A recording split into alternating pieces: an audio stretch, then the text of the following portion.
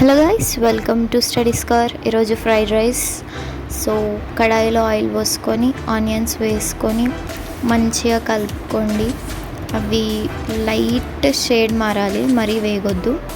దాని తర్వాత carrots add చేసుకుంటున్నాను. ఇక్కడ నేను క్యారెట్స్ కూడా చిన్నగా కట్ చేసినాను అనమాట. ఫాస్ట్గా ఉంటాయి, అలాగే మనం తిన్నప్పుడు కూడా బాగుంటుంది.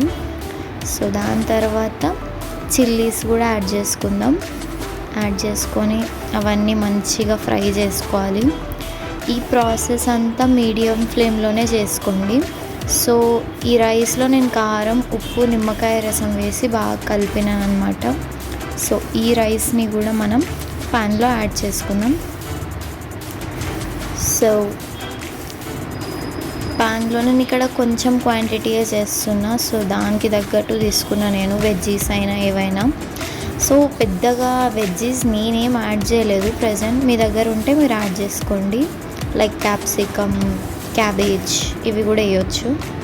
సో బాగా మిక్స్ చేసుకోండి. సో నేను సాల్ట్ వేసాను దాంట్లో, మళ్ళీ యాడ్ చేస్తున్నా. నెక్స్ట్ ఇక్కడ నేను డార్క్ సోయా సాస్ వాడుతున్నాను. సో కొద్దిగా వేసాను, అట్లా వేసి బాగా కలుపుకోండి. సోయా సాస్ వేస్తేనే కొద్దిగా టేస్ట్ ఉంటుంది. అంటే మళ్ళీ హెల్త్కి మంచిది కాదనుకుంటే మీరు వేసుకోకండి. అండ్ అది కూడా మంచిగా వేసుకోండి. తర్వాత చాట్ మసాలా ఇంపార్టెంట్ అనమాట. చాట్ మసాలా వేస్తేనే మంచి ఫ్లేవర్ అనేది ఎన్హాన్స్ అవుతుంది. సో చాట్ మసాలా వేసుకొని బాగా మిక్స్ చేసుకోండి. నేను గరం మసాలా కూడా యాడ్ చేశాను, క్లిప్ మిస్ అయిందనమాట. సో నెక్స్ట్ కొరియాండర్, కొత్తిమీరని కూడా చిన్నగా కట్ చేసుకొని అలా వేసేసుకోండి. ఫ్లేవర్ బాగుంటుంది. తర్వాత కొత్తిమీర వేసాక కూడా మంచిగా ఫ్రైడ్ రైస్లో మనం ఎంత రైస్ని ఫ్రై చేస్తే అంత టేస్ట్ ఉంటుంది అనమాట. సో బాగా ఫ్రై చేసేసుకోండి. So that's it, fried rice recipe.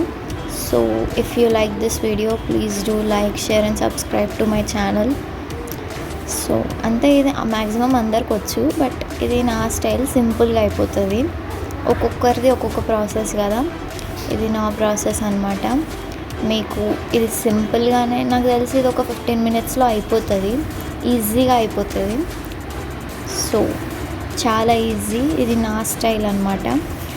So మీకు నచ్చితే కనుక లైక్ చేయండి. లైక్ చేయడం చాలా important. Please do like and share to my channel. Thank you.